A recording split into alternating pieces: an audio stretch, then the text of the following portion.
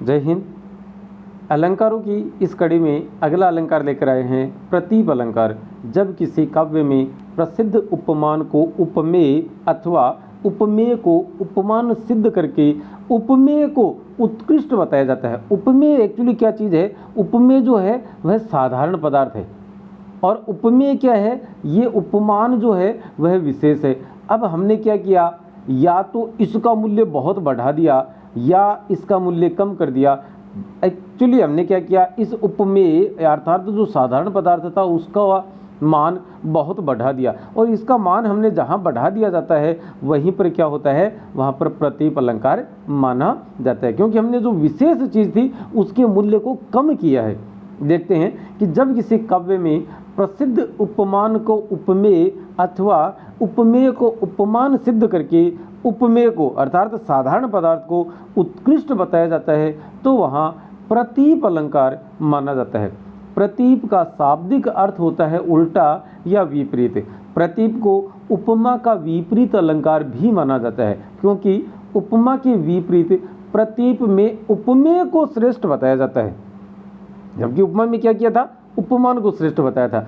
अन्य शब्दों में कहें तो उपमेय के समक्ष उपमान का तिरस्कार किया जाता है। जो बड़ी चीज़ थी उसको हमने क्या किया, अपमानित किया, और छोटी जो चीज़ थी उसे हमने क्या कर दिया, बढ़ा चढ़ाकर प्रस्तुत किया है। अतः ऐसे पद जब हमें मिलते हैं तो वहाँ पर प्रतीप अलंकार माना जाता है। देखिएगा कि सखी मयंक तब मुख सम सुंदर, कि मयंक अर्थात चंद्रमा जो है वह तुम्हारे मुख के समान सुंदर है। अब सा से सी सम सरिस सदृश इव और वत, वहाँ ऐसे शब्द आते हैं तो वहाँ पर हमने माना था कि उपमा अलंकार होता है, लेकिन यहाँ एक सखी अपनी दूसरी सखी से कहती है, सखी मयंक मतलब चंद्रमा तब मुख सम सुंदर, तुम्हारे मुख के समान सुंदर है। अब यहाँ पर देखिएगा, एक तो मुख चीज़ थी और एक मयंक है, चंद्रमा है।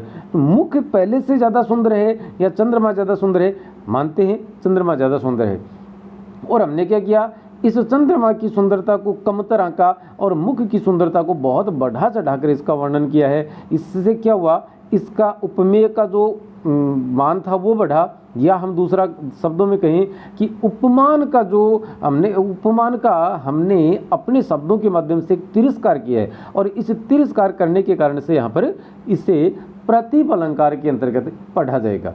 अब आगे क्या लिखा है देखिए कि चंद्रमा को मुख के समान सुंदर बताकर उसका तिरस्कार किया गया है, अतः यहाँ प्रतीप अलंकार माना जाएगा। आगे देखते हैं कि काहे करत गुमान शशि तब समान मुख मंजू, कि हे शशि, हे चंद्रमा, तुम किस बात का गुमान कर रहे हो, तब समान मुख मंजू, कि तुम्हारे समान तो हमारा ये जो मुख है ये ही सुंदर है, कोमल है, नाजुक है। तो यहाँ चंद्रमा का क्या हो गया, फिर से अपमान या तिरस्कार हो गया। दूसरा आगे लिखते हैं कि सीए बदन सम हिमकर नाही, हिमकर भी चंद्रमा को कहते हैं कि सीता के बदन के समान या सीता की शारीरिक सौंदर्य के समान चंद्रमा की सुंदरता नहीं है, ऐसा नहीं हो सकता। अतः यहाँ पर भी प्रतीप अलंकार। दूसरा आगे लिखा है, करे प्रकाश प्रताप तब कहाँ भानु को कज, कि किसी व्यक्ति का प्रताप जो है, किसी व्यक्ति की प्रसिद्धि है, वही इतना प्रकाश कर देता है कि उसको भानु अर्थात सूर्य की आवश्यकता ही नहीं। तो इस पंक्ति के माध्यम से हम क्या कर रहे हैं, हम सूर्य का अपमान कर रहे हैं। अतः ऐसे पदों में क्या हो जाएगा, प्रतीप अलंकार माना जाएगा। चलिए आज के इस वीडियो में फिलहाल इतना ही है। नमस्ते, धन्यवाद, जय हिंद।